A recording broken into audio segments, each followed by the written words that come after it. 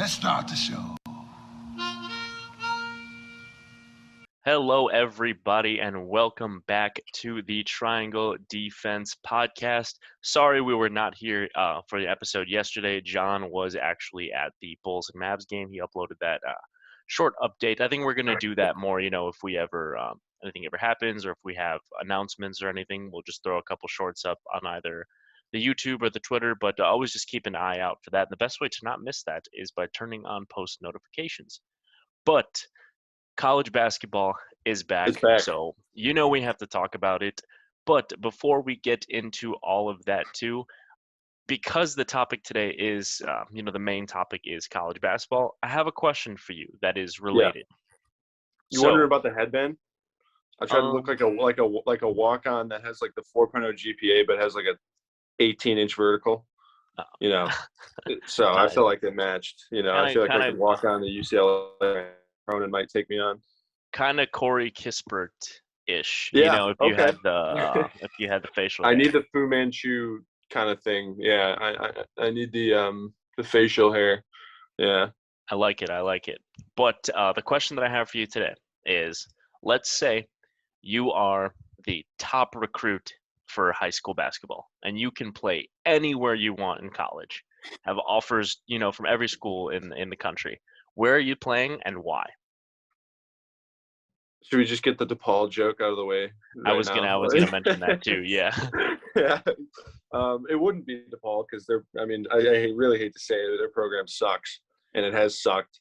There's no, it's really funny because every time I see like fans of a shitty program, they say like, well, imagine he could go to DePaul and be like the guy that gets the program back on track. It's like, that's never going to happen. That was supposed to be. When has that ever happened? Like, that was supposed to be Romeo Weems, and like that didn't. Charlie Moore, yeah. Or Charlie Moore, yeah, exactly. I guess just me personally, somewhere warm. UCLA would probably be up there because if you're good in USC or UCLA or even like, I'm trying to think, San Diego State maybe or Cal, you're kind of like a celebrity because LA loves their basketball. So like Evan Mobley, when he's this phenom pretty much that comes in and dominates, you get a lot of respect from everyone. Basically, you get a lot of notoriety. Miami is similar. Even the guy from UCLA last year, what's his name? A couple of them. Johnny Juzang. Yeah, Johnny Juzang. Yeah, no, he was the man at UCLA. Like, that whole sure. team pretty much knows who Jaime Jaquez and Tiger Williams. I really like Jaime Tiger Jaquez. Campbell and Johnny Juzang. Yeah, and then the same thing goes for like Miami. Seems like whenever a prospect from high school releases their top 6 or whatever, always in there. Always has Miami or Memphis just snuck in there because like, Miami, they're like really hot girls, warm year round, right? Like decent program. They're in the ACC, so like you play against. You're on like the national spotlight. It's not really good school. Yeah. Like, do people consider that? Like I don't know. It'd be fun if. So you say I could go anywhere? Yeah, you can play anywhere. So like, am I and I'm good?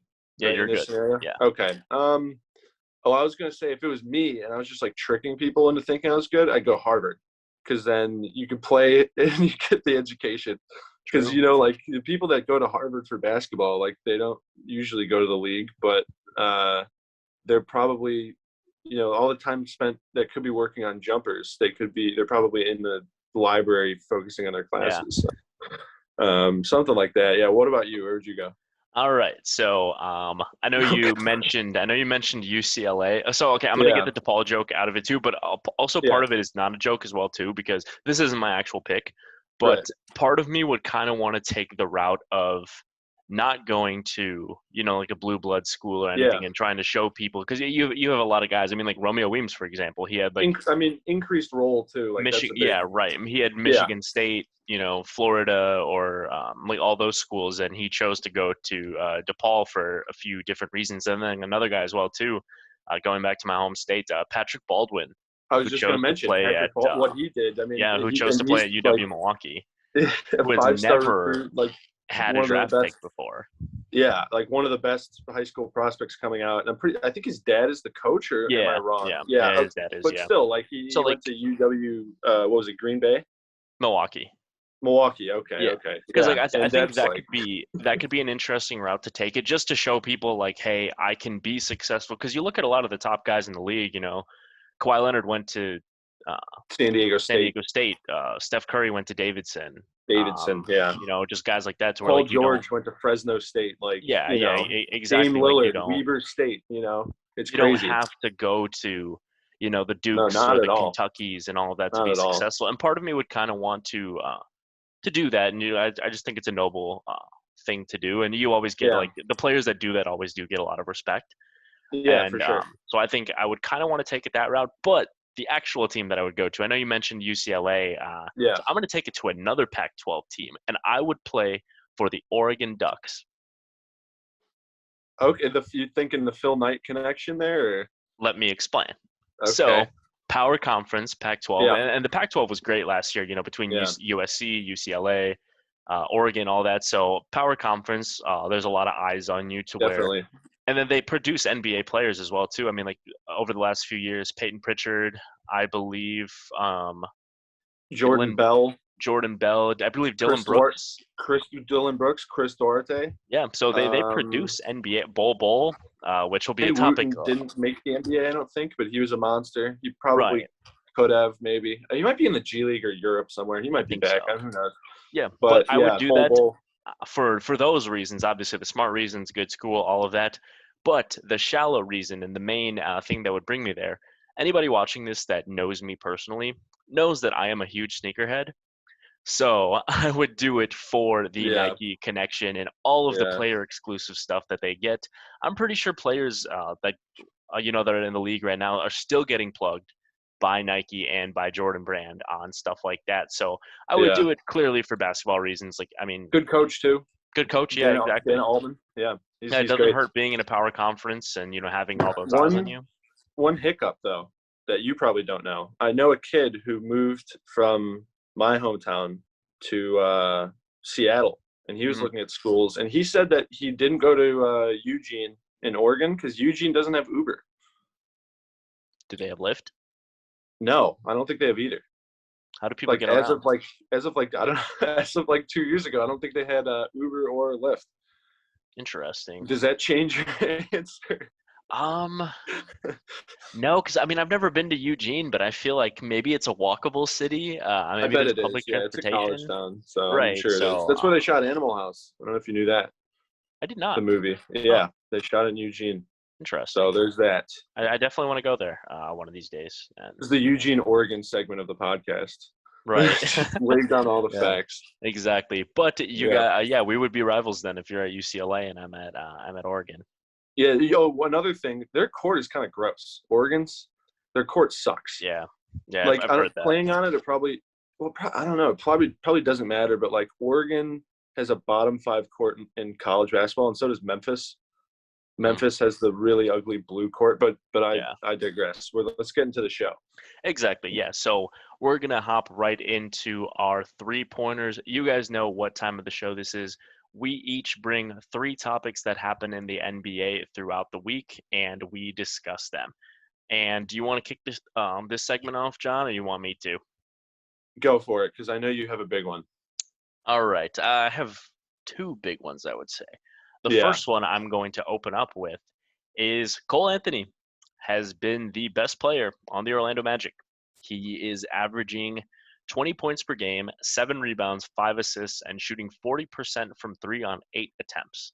And it's interesting because I kind of counted him out going into this season.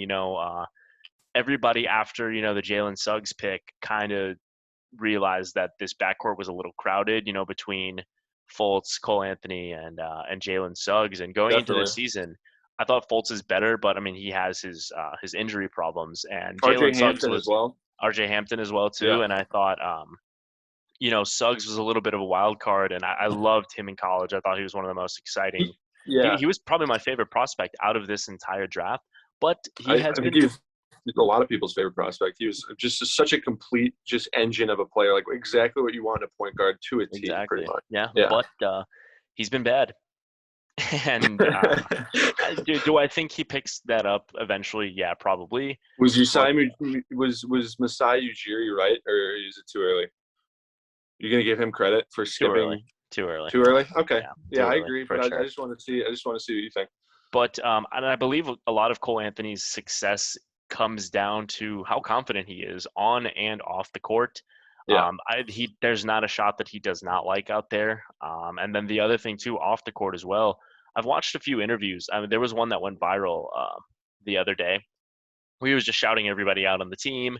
And then there was another one too, a post game conference to where I forgot what the question was, but it turned into him saying, "There was 14 guys picked before me. Do you think there was 14 guys out of that draft better than me?"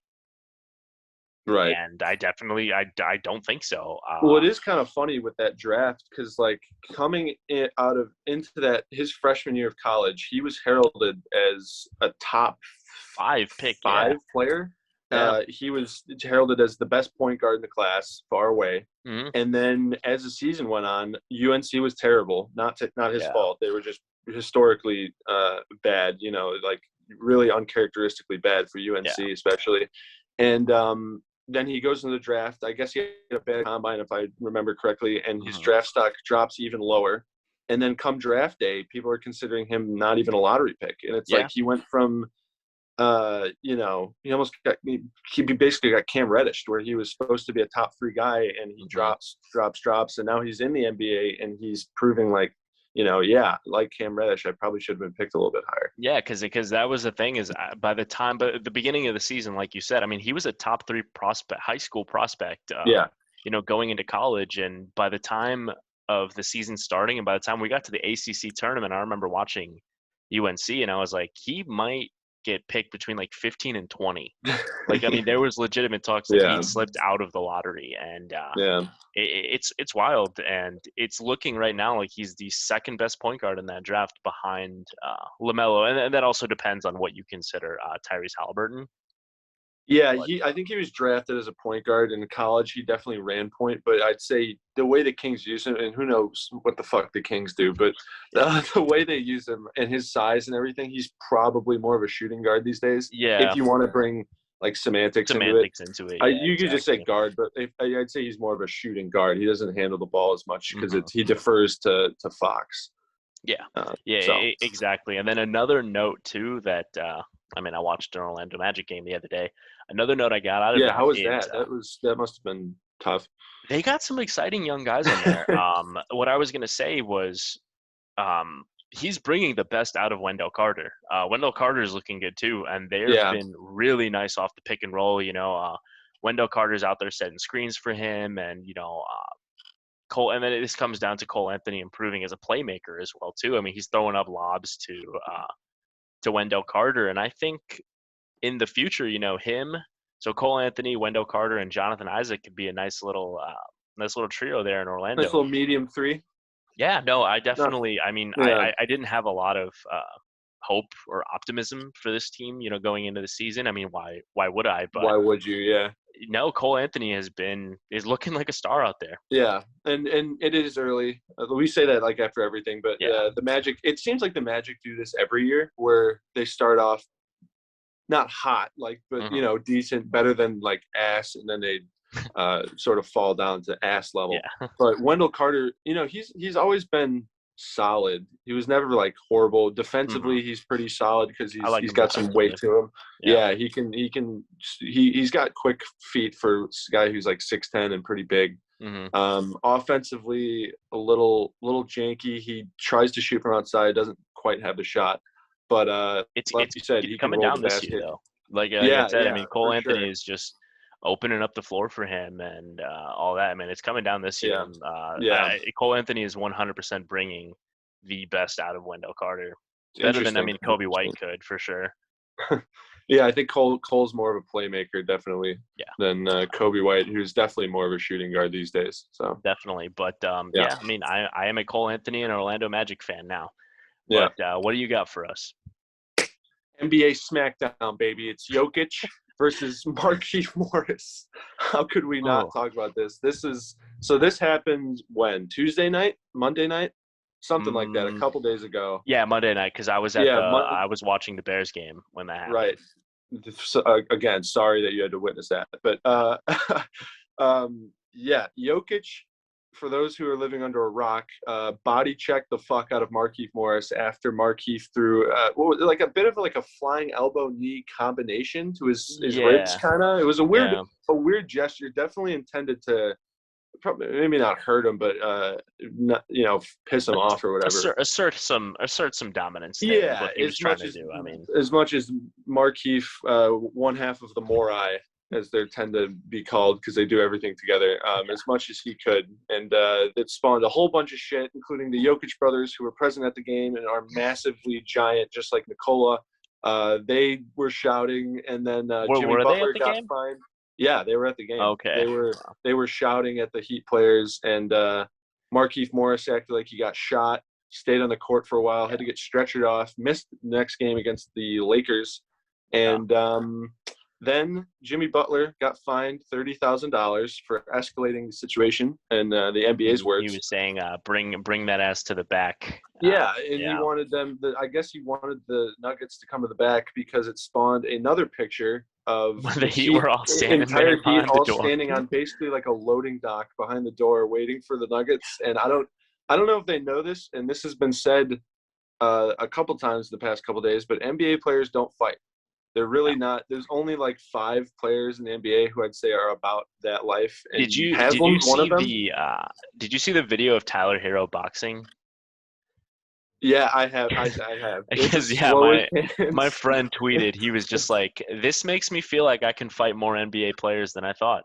Yeah, it's slowest hands I've ever seen. That's a funny video, but I forgot Tyler Hero.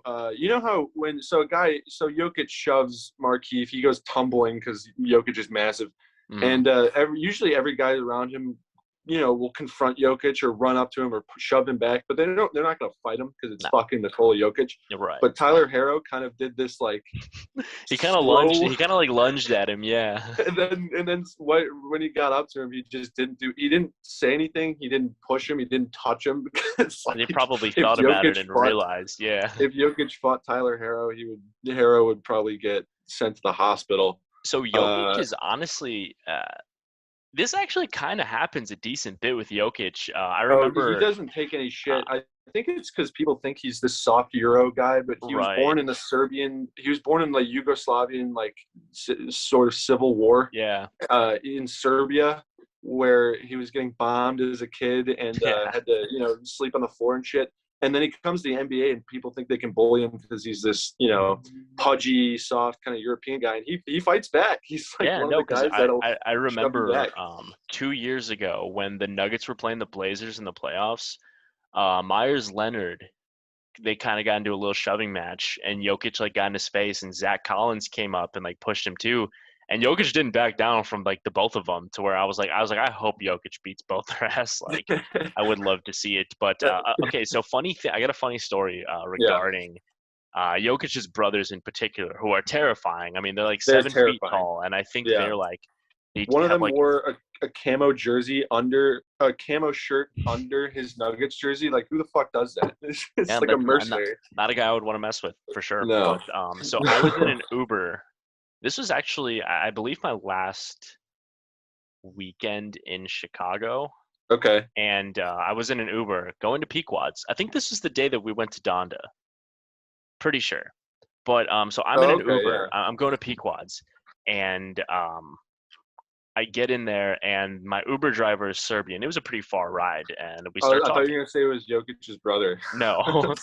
So my Uber driver was Serbian. So I mention one of us says something about basketball, and we talk the entire time. Because then we're talking about, of course, Jokic, because he was like, I always go whenever Jokic is playing the Bulls, or I also went when they played Milwaukee. We're talking about Nemanja Bjelica, the Bogdanoviches, all of that. So we're just talking about Serbian basketball players. And I asked him what he knew about Jokic's brothers. And he said something about, I hope we don't have any of them coming for me, but he said something about them being like Serbian, like mafia, like having like Serbian mafia ties, to where Yeah, like they don't come from a good background, and they got mixed up in some stuff, drugs, violence, all of that, and they knew Jokic was better than they were, so they kind of like kept him away from that. yeah, he was And like the essentially, like, chosen, the right, one that made it out. Yeah, yeah. right. But he said no, they've definitely like not guys that you want to mess with. Mobbed up. Yeah, it's funny.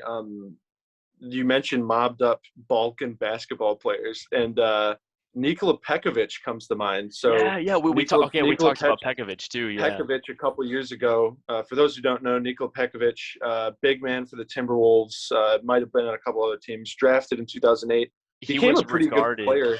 He was regarded as the strongest player in the NBA Yeah, at that and time. he was 6'11", 300 pounds. Was bench rep master. He was just jacked human being. But when he retired, somebody interviewed him or whatever, and he's basically a higher ranking member in the Montenegrin mafia or whatever. He is like 100% like Tony Soprano mobbed up. Yeah. Like if you mess with Nikola Pekovich, not only is he 300 pounds, and I'm sure he's utilized that in his mafia career, but he'll fucking kill you. Like, yeah, no, 100%. Yeah, we like, talked so, we like, talked about Pekovic scariest too. dude ever. Yeah, we talked Just about looking at legit. him.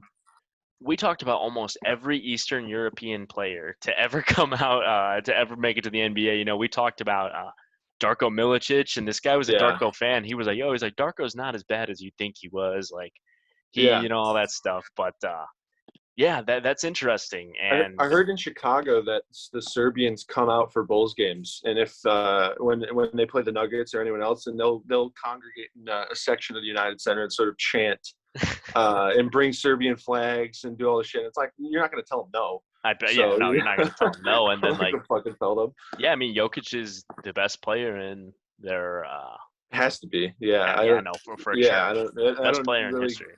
yeah. I We don't really talked know about anything else, but we talked about the older Sabonis as well too, and yeah, Lithuanian. Lithuanian, Yeah, yeah.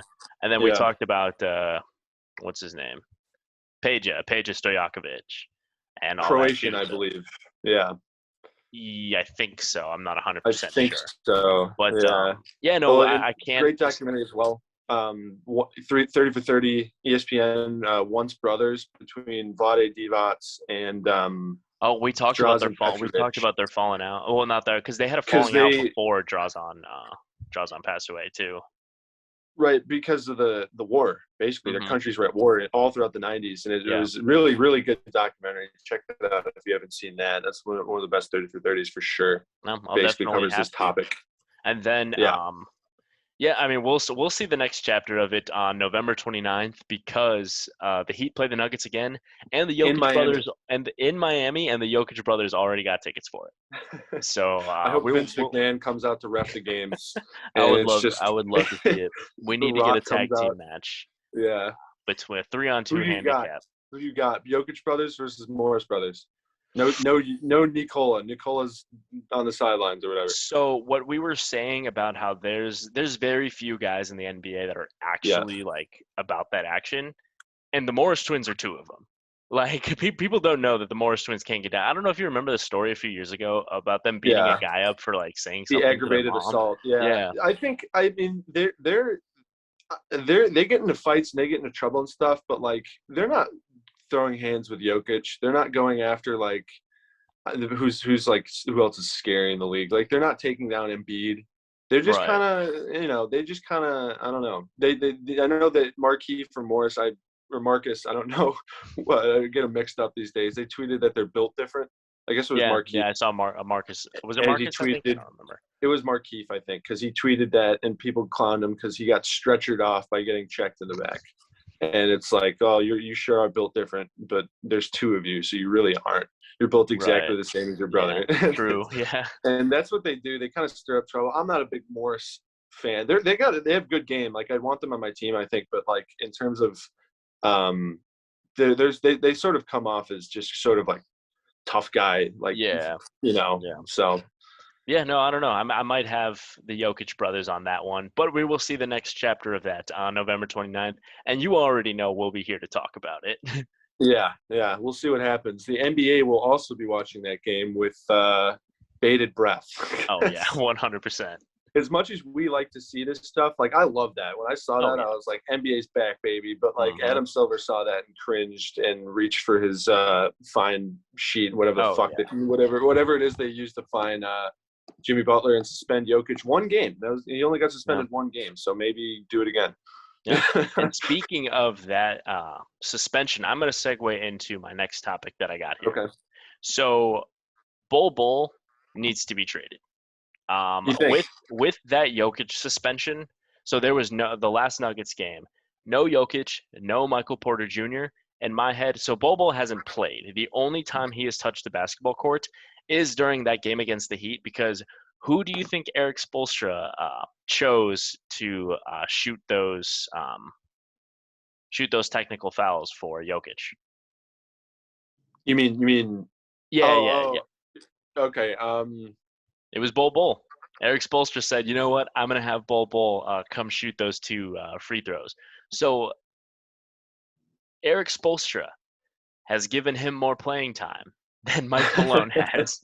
So Bull goes in there, misses both free throws, Yeah, of and course. gets right back off the court. And I thought, because of the Jokic suspension and because no Michael Porter Jr., I was like, all right, cool. This is Bull time. And Mike Malone chose to play Zeke Naji over him. Yeah.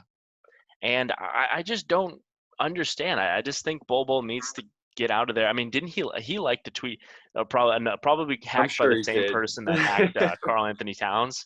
He Jay tweeted Williams, something yeah. about wanting out of Denver, and I mean, I don't blame him. You know, he's not touching the floor. I think he has some potential. For sure. Who wasn't a Bull fan when he came out of Oregon? He was their best player that year, I'm Oh pretty yeah, sure. Unless I'm forgetting someone. He was he was super averaging fun like to watch, 20 a listed game. at Yeah, 7'2". The problem is I mean, this is when he was drafted. He's hopefully more heavy. He was listed at 220 pounds. That's like that big is guard size. Like 15 that's pounds heavier than me, and he's a good foot and a half taller, probably. yeah. And I mean, again, like if you play him, I'm not playing him at center. He can't. He's No, getting no, he'll get barbecued thrown by around. any Yeah. competent center. He get barbecued by Kristaps Porzingis, and Kristaps Porzingis Yeah. can't barbecue anyone. Uh, I'd play him at power forward or small forward before I could play him at center. I think he's a Really, he little did like slow at the three, so I would yeah, definitely for I, w- sure. I You'd would have to like play him him as at the my four. stretch four, you know. Yeah, in certain scenarios for sure, but he can't get rebounds really. He's really a shooting guard type player in a center's body, which Right. Yeah.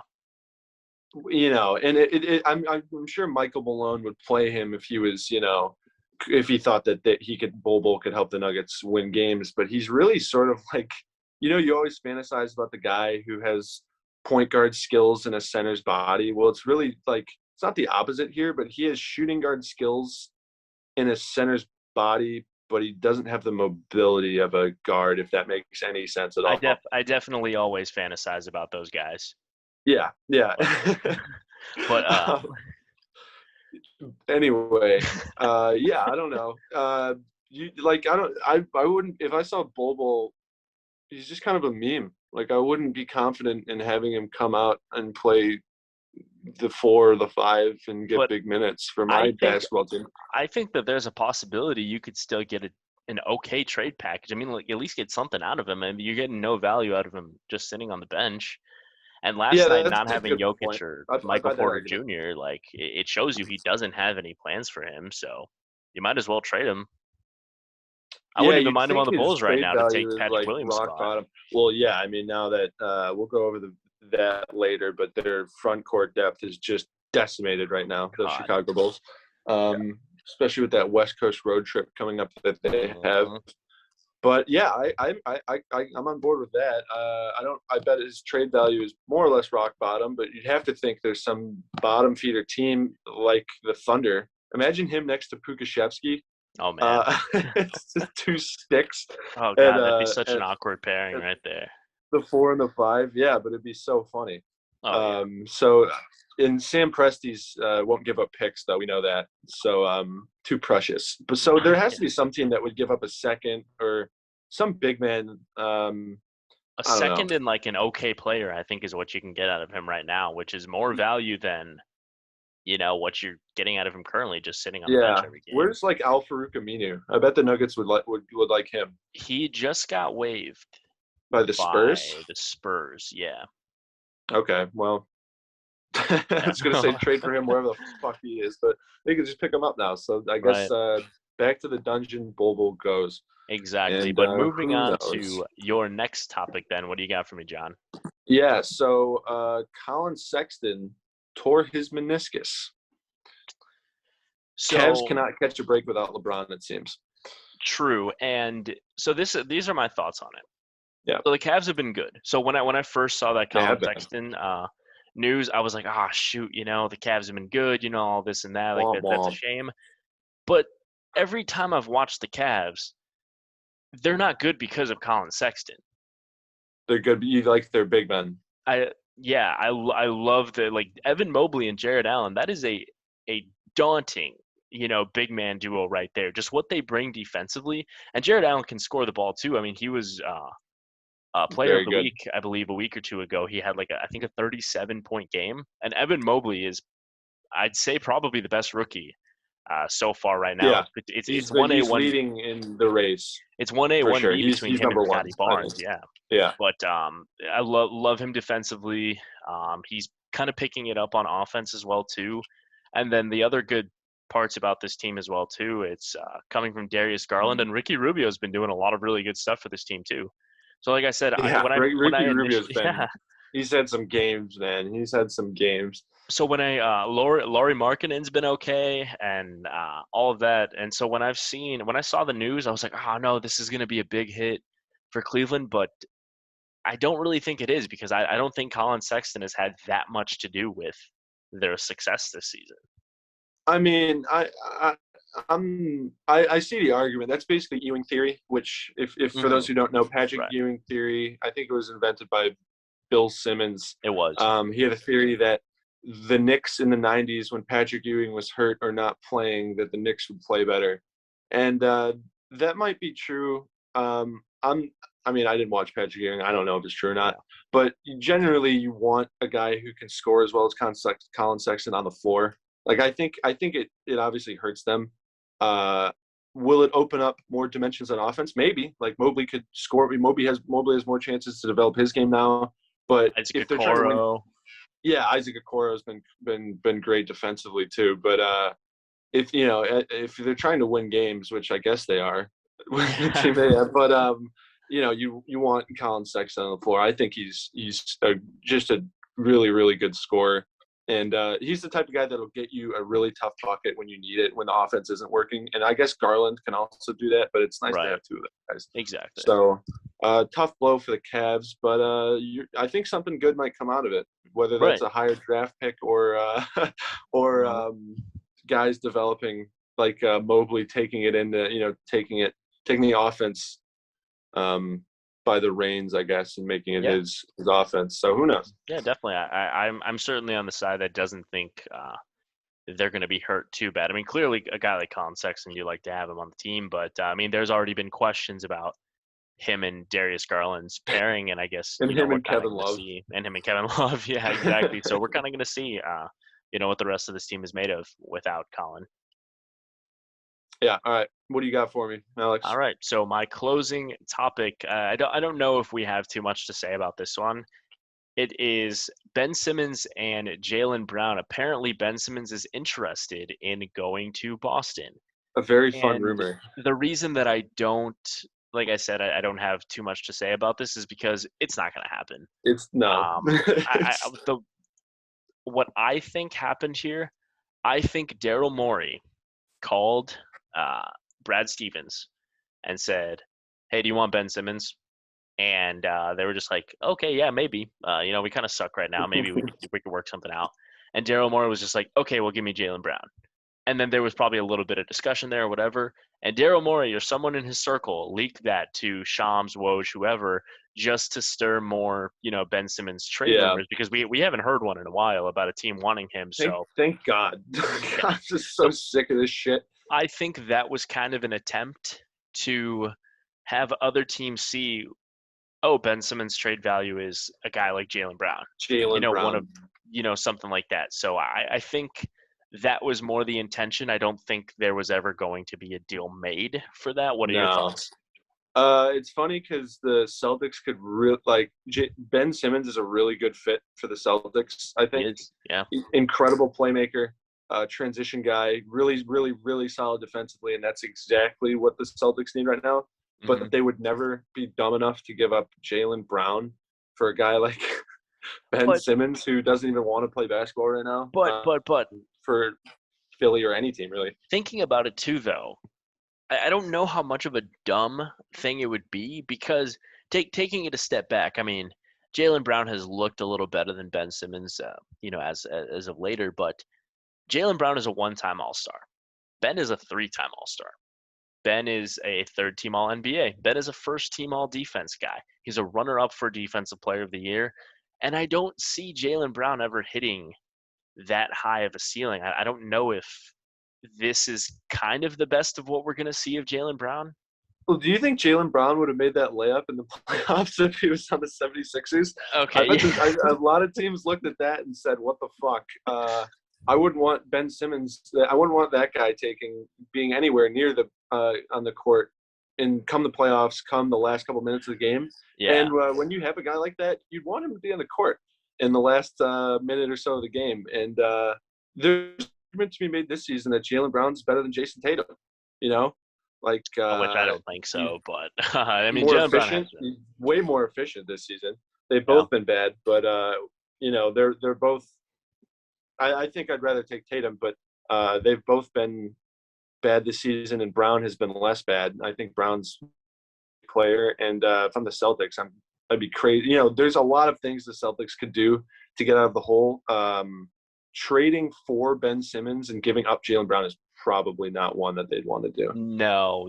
I mean, I think they probably tried to do some kind of Marcus Smart, and whatever to try to get the Ben Simmons thing to go. But I mean, Philly's not taking that with how because Marcus Smart is averaging the notorious triple single, and I think he's averaging like 9, like 5 and 4, playing like 30 something minutes a game.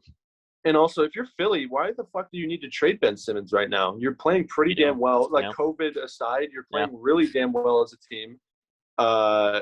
So it really goes back. People thought Morey should just get whatever he can out of Ben Simmons. They're in a perfect position. Just sit on Ben Simmons and say he's an all-star. He's an all-pro player. He's all defense. We're not going to get a guy back for him. Then we're not going to trade him because we don't have to. But they need to do it before the deadline because you can't have that kind of absence going into the playoffs because they're playing fine now. They have a lot of guys that are stepping up, but I don't think they beat Milwaukee. I don't think they beat Brooklyn. I don't think they beat Miami. And I don't think they beat, honestly, maybe the Bulls. No, they're the 76ers. They would sweep the Bulls. Probably. Just by virtue of them being the 76ers. I don't ever want to see Joel Embiid post up Nikola Vucevic true. Yeah. Ever again. He's going to eat them alive and barbecue them. So I hope for our sake that we don't play the Sixers at all. I think we get the playoffs. Yeah, no, before they need to make some kind of move before the playoffs because you can't have that big of an absence. Either just not having Ben Simmons or not having a viable replacement, whether it's Malcolm Brogdon or Buddy Hield or whatever it is. I mean, they need something before the playoffs start. We'll see what happens. I kind of hope that Daryl Morey just sits on Simmons' contract for 4 years and just keeps him in NBA dungeon. Right. He's on the team, but he never gets to play because he doesn't want to, and he just wastes 4 years of his prime. That'd be really funny. As a non-Sixers fan, that'd be awesome. Understandable. But what's your last topic for me? What do you got? Yeah, so Alex Caruso was on JJ Redick's podcast, Old Man in the Three, and had some juicy tidbits that I guess Redick kind of goaded him into, thought that he wouldn't. I thought, he mentioned this, and it was sort of like a joke, but Caruso just went all out and said that he wanted to come back to the Lakers for basically what the Bulls gave him. He offered to come back for less than what the Bulls gave him, and the Lakers turned him down both times and offered him what was it, 2 years, 15, less than 2 Less years, than 2 years, 15 million. 15 million, which is absurd. When you look at who they're paying Russell Westbrook a max deal. They're paying Trevor Ariza. They're paying Talen Horton-Tucker. Wow. Yeah. Wait, If you're a wait, Lakers fan, I got a Shams report just regarding what we were just talking about.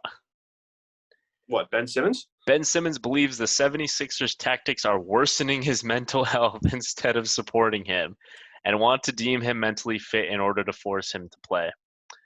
We won't get into that, but yeah, The just next quick saga, tidbit. Yeah, next saga part begins. 38. So we're going to be talking about this All entire fucking season. It's going to be like Star Wars. They just keep making new movies, and we just keep watching them. Oh yeah, 100%. But going back to what you were saying about Alex Caruso, Yeah, yeah, the Lakers Caruso. gave him a borderline disrespectful offer. Just just how big of a role he played on that Lakers team that did win a championship, and I don't know what their thought process was. I think, like you said, they had a ton of money tied into Russ Yeah. and AD and LeBron. They're very expensive up at the top, but also they had to pay Talen Horton-Tucker. I guess they took that. That was the choice, right? Yeah. I assume is they thought it was either him or Caruso, and they chose Tucker, who's like still super young, like 21 or something like that. I believe he's either the youngest or like second young. Well, I mean, he was at the time, but he Yeah, was he one of was, the youngest yeah. players in the NBA. Yeah, I think Just he's like based off of having a white 21 birthday. now because he's in his third year, Yes. something like that. Yeah, Yeah. he's about 21. Yeah, So something like that. But his yeah, game is kind of interesting, but if you're a championship team, what Caruso brings, energy, he hustles, he's active hands, he steals the ball, he's sort of a pass like a rat kind of guard. He's basically what Patrick Beverley thinks he is. yeah. And it's like you could really use a guy like that, especially when he doesn't need to score. If he's on the floor with LeBron, AD, Melo, Russ, I guess, like he's not getting the ball anyways. So, you know. Right. Yeah, exactly. And that's why he's been so good in his role in Chicago because, he has those guys around him to where he doesn't have to. I mean, he had 16 points the game last night. I keep forgetting that you were there. I was there. He was on fire. And every time he touched the ball, the United Center erupted. Him and Io. I want a jersey. A lot. Honestly, I really want a Alex Caruso jersey. I mean,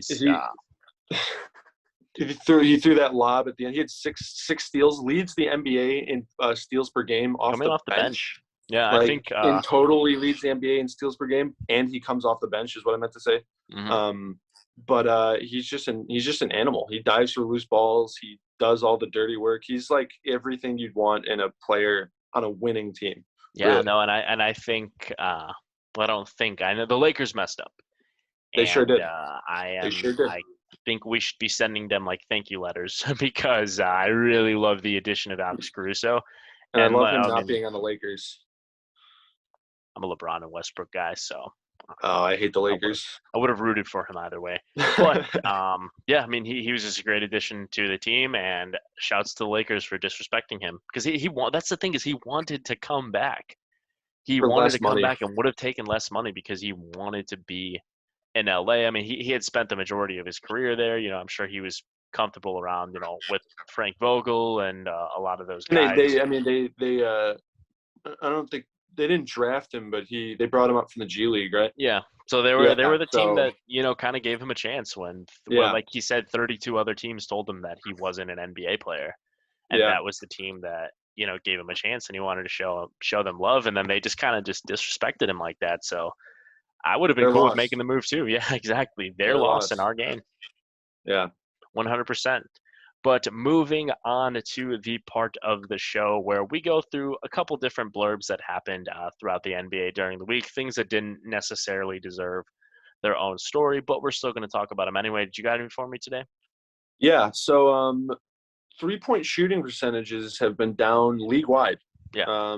Teams are shooting a lot worse, including Damian Lillard, who criticized the new officiating rules. He must be, I think, one of the only players to really say that, claim it's bad for the game. And it's, I think he used some superlatives, like it's the worst thing that ever happened this season or something like that.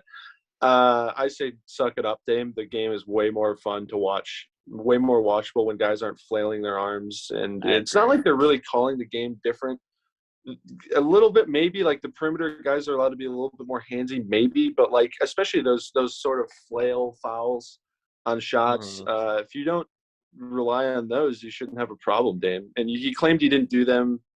Very obviously false. There's videos, yeah. There's videos, lots and lots of videos of him doing that. Not criticizing him for doing that. I'm criticizing him for having a double standard and saying that he didn't do it, which is a lie, and saying that NBA is worse off now, which it totally isn't. No. Way better. Definitely not. I agree. But one miscellaneous topic that I brought here, Kelly Oubre, 37 points off the bench for the Hornets last night. That has to be some kind of record. Like, has to be. Off the bench? Yeah. You might, I want to say like Lou Will had 40 or something one of these days.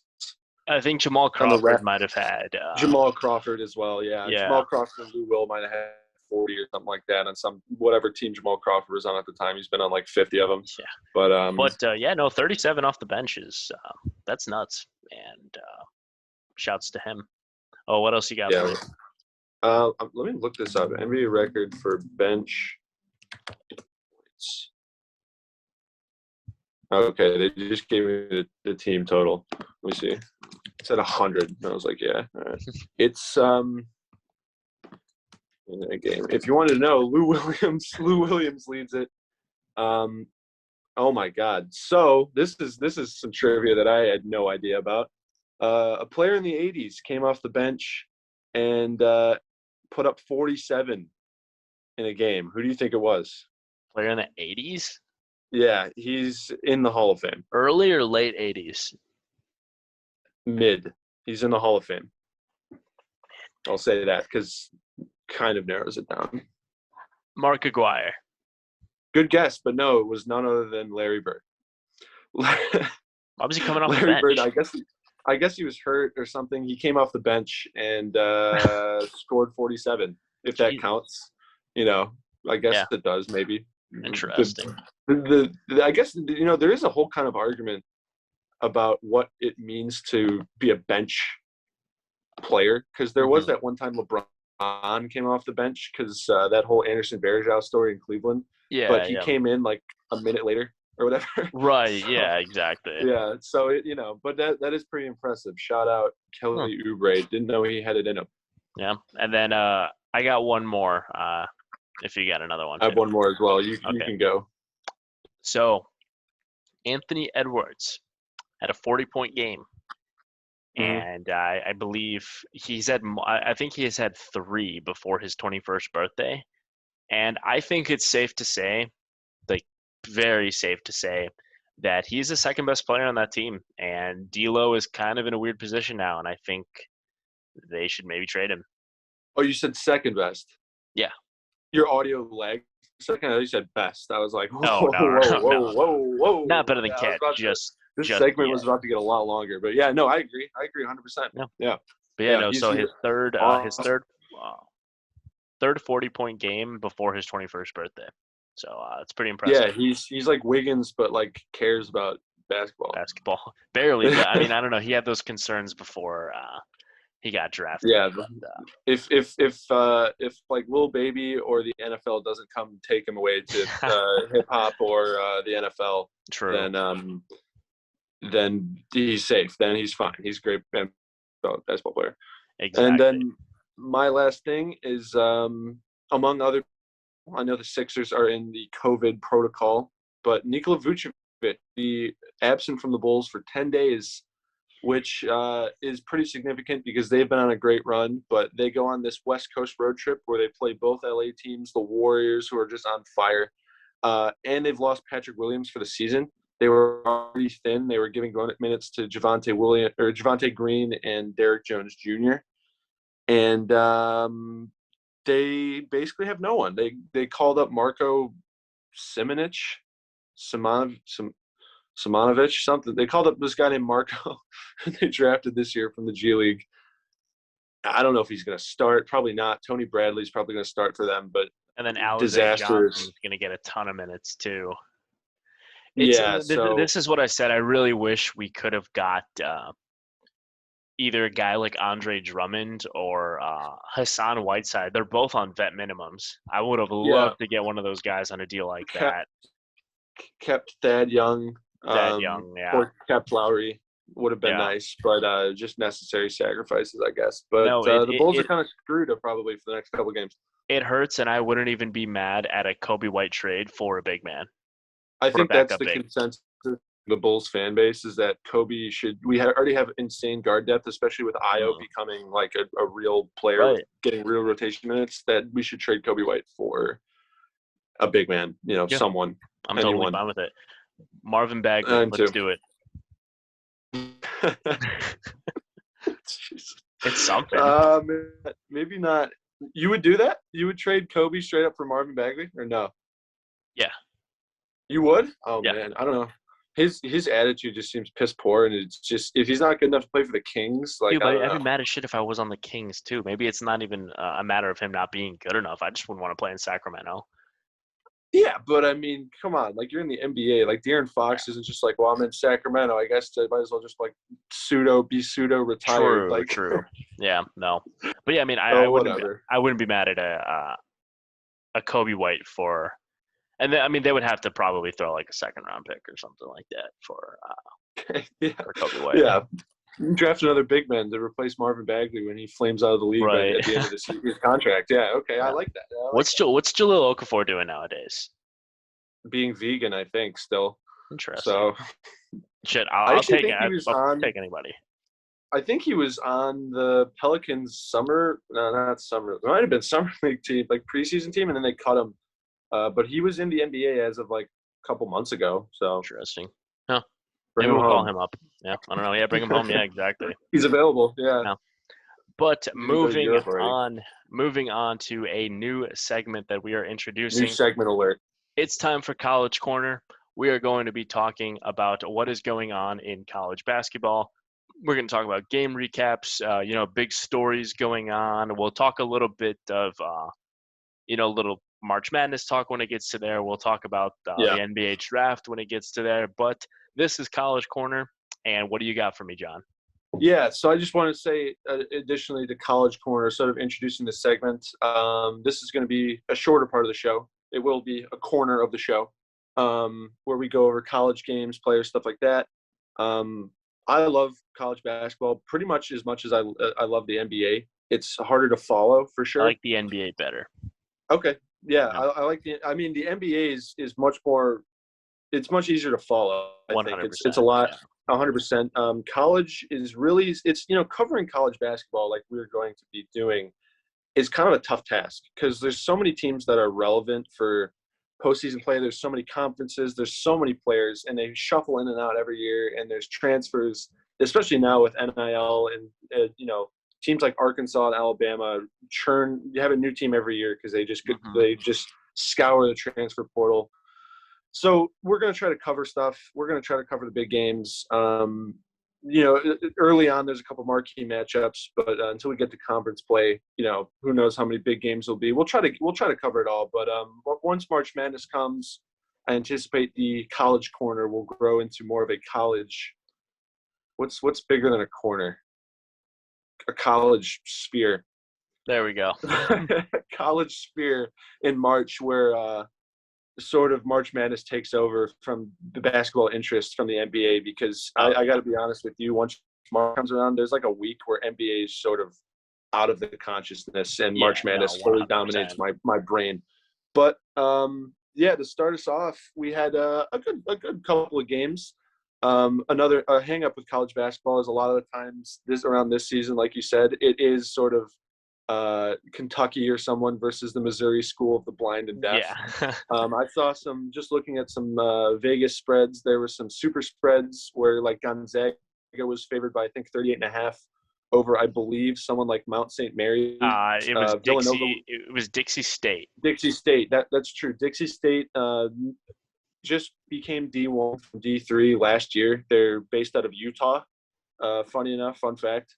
Don't know their mascot. I hope it's not just like a penis. But and then like Villanova was favored by 40.5 over I don't even know. Yeah. Who gives a shit State. But there were some good games. We'll get to those in a bit, but Virginia already sucks. They already lost. Was it Army? Navy, I believe. Or was it Army? I think it was Army. I'm already forgetting.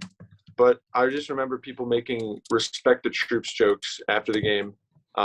Did not watch the game, but not what you want to see, especially out of a team that is historically it's the dust against bad teams, whether that's Chaminade or UMBC. But they already have a terrible loss. So yeah, that is not a good way to set the tone for the season. No, it's not. And moving forward, there were some relevant players to the NBA that played already. I was gonna say, I know there was the believe it was Kansas and Michigan State game and the Duke versus Kentucky game. So my eyes, I did not watch those two games. I caught a little bit of Duke and Kentucky, but my eyes were on Chet Holmgren and Imani Bates, and I'm going to talk about that. Yeah. So in Chet Holmgren's debut, so this guy, all eyes are on him because he is the potential number one pick going into the 2022 NBA draft. He had 14 points, 13 rebounds, 7 blocks, and 6 assists, and a dominant win over Dixie State. Who fucking cares? Yeah. But there was one problem that I noticed in his game. It's not a huge concern, but he turned the ball over 5 times. Yeah, it's interesting because with that, he's heralded as a guy who can really do everything. He's sort of like what, I guess Bol could be.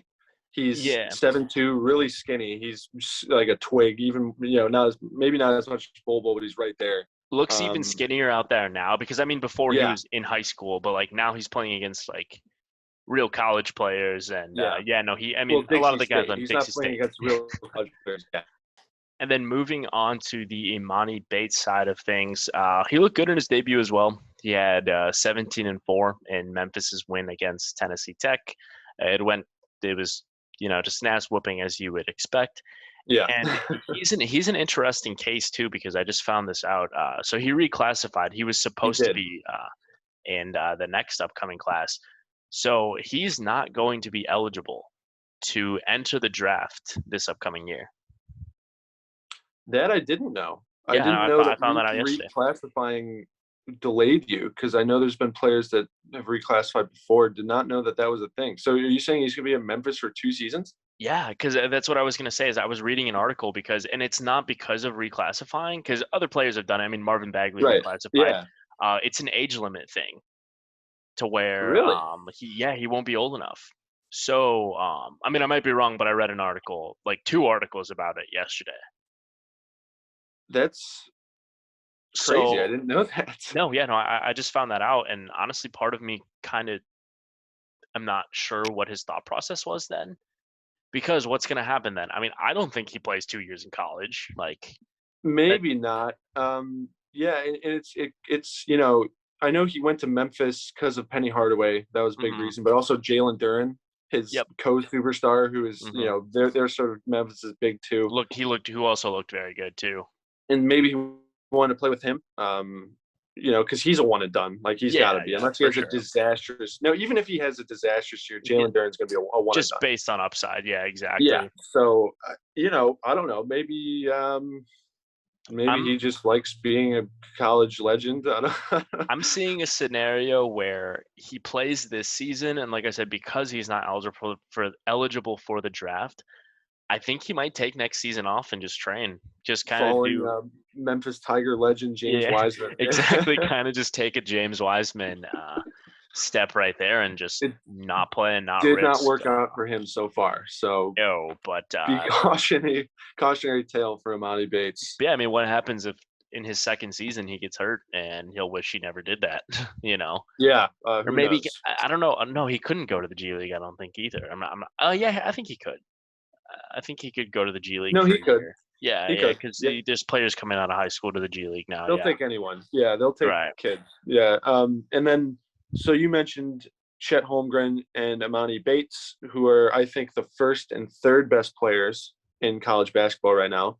Sandwiched in between them is the Sort of, I guess he's going to be the new villain because he plays for Duke and he's their best player, Paolo Banchero, who looked pretty incredible, and I I like think him. is slotted to be the number 2 overall pick in the NBA, whoever that And may be. could even sneak into being the number one because He there's definitely could be. it's not like you know how Zion was very much the Yeah, consensus one yeah, guy, or you know, even going back to, I mean, Markelle Fultz was the clear number one, yeah, and all that. So it's not as clear this year, and yeah. And as I much as I love Chet Holmgren, there is some hangups with his game, especially professionally. yeah, And he'll get tested tomorrow. We'll get into that in a quick minute. But yeah, Paulo Banchero, if I describe him, he's sort of got a lot of KD in his game. He looked great against Kentucky the other day. He's close to 7 foot. I don't know what he's listed at. He's 6'10", 6'11", around there. yeah. Is really good off the dribble, can pull up from three, has an inside game. Defensively, I didn't see a whole lot, but we'll see more as the season goes on. But I'm very confident that he'll be a top 3 pick. Like, Yeah, I'd put, yeah, no, put all the money in the world on it. I don't think that he slips anywhere out of. I don't even think he slips out of the top 2.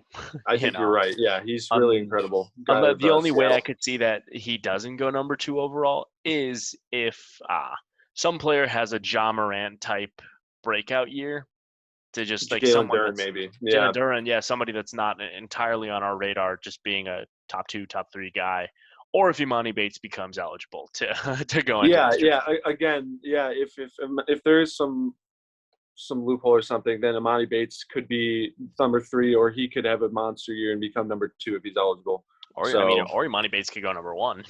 maybe, yeah. I still like Chet. Again, I'd like to see more games out of him, but just what he brings, especially defensively, is monstrous and could help out any NBA team. Yeah, no, But for sure. But Paulo Banchero is going to be a player to watch this he's year. a stud. He's Yeah. so much fun to watch. No, 100%. And so if you're looking to watch high-profile players, you're in luck because tomorrow there are 2 top 5 matchups, 2 of them. Out of the 5 teams in the top 5, 4 of them play each other, I guess. So we start off with, excuse me, this weekend I meant, not tomorrow, this weekend. But Friday, tomorrow, Villanova, number 4, Colin Gillespie, Jay Wright. They play UCLA, who is currently ranked at number 2. I've got Villanova in that one. Haven't seen the line yet. I think UCLA a touch overrated. They were coming off an incredible tournament run, but they got a couple good freshmen. But I think, they're going to take a couple losses early, and they still have Jaime Jaquez. They still have Tiger Campbell. They still have Johnny Juzang. But we'll see. They play Villanova tomorrow. I like Villanova in that as well too, and it could just be the Big East bias. Maybe. Just talking, but no, I like Nova in there. I mean, having a guy like Colin Gillespie who is so experienced. Jermaine Samuels is Jerome Samuel. What's his name? I think it's Jerome. Jerome Samuels is still on the team. Jay Wright's your coach. And they always get their recruits as well too. Yeah. So I do like Villanova in that one as well too. And we'll know more Villanova guys as the season goes on, as it always goes. We'll see who steps up for them. But Saturday we have number 5 Texas going against the number 1 team in the country in Gonzaga. Is that in Gonzaga or is that in Texas? I think it's part of the tournament. So I think yeah, you're right. I think it's in neither. I think it's a neutral court. Don't know where, but I don't think it's in either. So that won't really be a factor. Number 1 Gonzaga. No, because I wanted to go watch. Oh yeah. Oh yeah. Shit, I forgot you live in Austin. Yeah, I live in Austin. Yeah. No, I think and Gonzaga's technically the home team on this standing, so for whatever that's worth. But it's not in Austin. I know that for a fact. But Gonzaga with Chet Holmgren and Andrew Nembhard, Drew Timme, still a really solid team. Are they number 1 in the country? We'll find out. But they go up against Texas, who just got a new coach, stole them from their rival, Texas Tech. Chris Beard is now the coach of the Texas Longhorns, and he's got a shit ton of recruits and transfers to go with him, including Minnesota's Marcus Carr is now a Texas Longhorn who is an absolute demon. He's a guy who is a threat to hit 10 threes a game in college, which is nuts. Right. On a good night, I guess. And I don't know who I have in this one. I really don't. I want to say Gonzaga takes it. Yeah, Um, I don't really see anybody beating Gonzaga. I'll be completely honest. the whole season? I think they're probably favored in every game this season. Like, Well, they play. They play no one. well, As true, well. but I don't know. I still definitely. I mean, we saw it in the tournament and all of that, to where, I mean, yeah, they play in a shitty conference, but I mean, they prove that they can play against Yeah, other power yeah. conference teams. Losing Suggs, losing Kispert. Poor Kispert, yup. I think not sure about Joel Ayayi, but yeah, they're But a gaining different Chet team. Holmgren, though. Yeah, yeah, exactly. And Andrew Nemhard's still on the team, and Drew Hmm. Timme came back, who was arguably the best player on their team. So I'm gonna go with uh, Gonzaga. I think I am as well. I think Texas will take a little bit to mesh. Who knows? Right. But that is your college games to pay attention to this weekend. Yeah, Those are definitely. And the then two best ones. and we're gonna be back on Sunday to discuss college games, because next week the Gavitt tip-off games are going on. That is the challenge between the Big East and the Big Ten. So a lot of really good games coming out of that as well too. We're gonna break down all of the games for that on Yeah. Sunday's episode as well too. So before that, you're not gonna want to miss anything. Make sure you subscribe and hit post notifications, because we will be back to our regular scheduled programming, because we already messed up again. But we will be back. And again, I ask you guys to do all of those YouTube things. Make sure to hit the thumbs up, comment down below. As we're experimenting with new segments, let us know what you guys like, what you don't like, what you think we could do. If you guys have any suggestions for segments that you would like to see, let us know. We appreciate all feedback in this. Sundays and Wednesdays. All right. Yes, we're sticking Sundays to it. and Wednesdays. Damn it. God damn it, John. Sundays and Wednesdays. Take control of your life. Listen to Triangle Defense Podcast, you bunch of losers. Exactly. Yeah. Do what John says. But Yeah. we will be back on Sunday with another episode to talk NBA and college basketball. Thank you so much for watching, and we'll be back soon. Alex, signing out.